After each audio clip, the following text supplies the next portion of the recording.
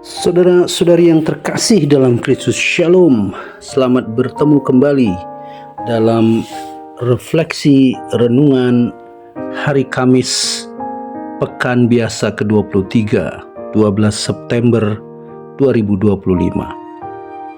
Hari ini dalam terang surat pertama Rasul Paulus kepada Timotius dan juga dalam terang Injil Lukas bab 6 ayat 39 sampai 42 dan juga memaknai peringatan nama tersuci Bunda Maria.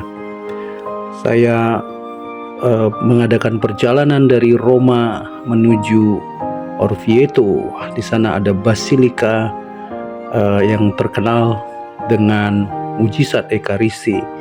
Lalu sekarang menginap di Cesena dan besok kami akan berangkat ke Tivoli dan Verona. Nah, saudara-saudari terkasih, bayangkan seorang dokter muda yang baru mulai praktek.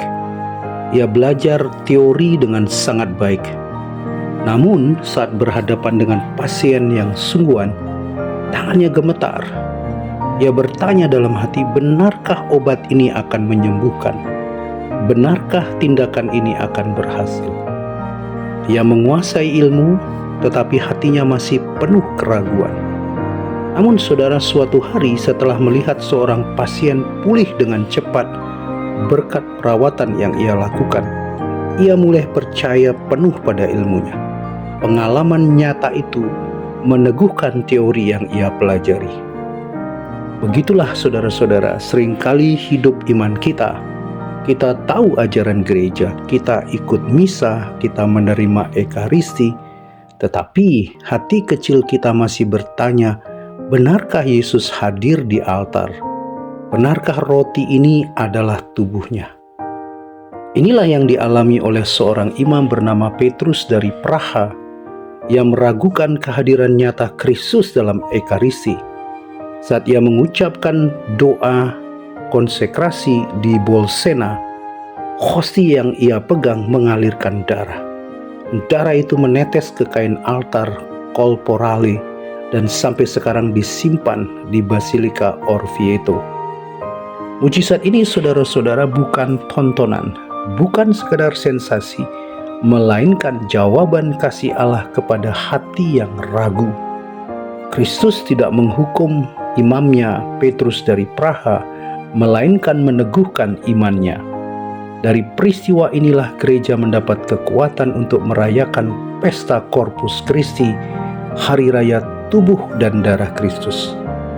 Bacaan-bacaan kitab suci hari ini mengajak kita untuk merenungkan bahwa rahmat lebih besar dari keraguan. Dari surat pertama Rasul Paulus kepada Timotius, Rasul Paulus mengaku bahwa ia dulu seorang penghujat, pengejar, bahkan penganiaya. Namun rahmat Kristus melimpah dan mengubahnya menjadi seorang rasul. Inilah kabar gembira saudara-saudari. Allah tidak menolak orang yang lemah dan ragu, tetapi justru memilih mereka untuk menjadi saksi. Dalam Injil Lukas bab 6 ayat 39-42, Yesus berkata, orang buta tidak bisa menuntun orang buta. Sebelum kita menegur sesama, kita harus mengeluarkan balok di mata kita sendiri. Petrus dari Praha tidak bisa menuntun umatnya dengan iman yang goyah. Tuhan menyingkapkan balok itu dan membersihkan pandangan matanya lewat mujizat Ekaristi. Saudara-saudari, hari ini gereja juga memperingati nama tersuci Maria. Nama Maria adalah penghiburan, kekuatan, dan doa yang sederhana dari hati umat yang kecil. Kalau Petrus dari Praha harus belajar iman dengan cara spektakuler melalui mujizat Ekaristi, kita belajar dari Maria yang setia dalam keheningan.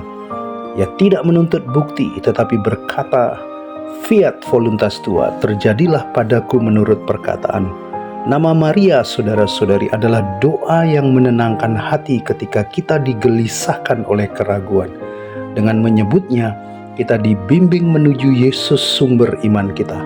Nah, saudara-saudari, ziarah ke Orvieto merenungkan bacaan hari ini dan menyebut nama Maria membawa kita pada 3 ajakan. Jujurlah akan keraguan kita, jangan pura-pura kuat.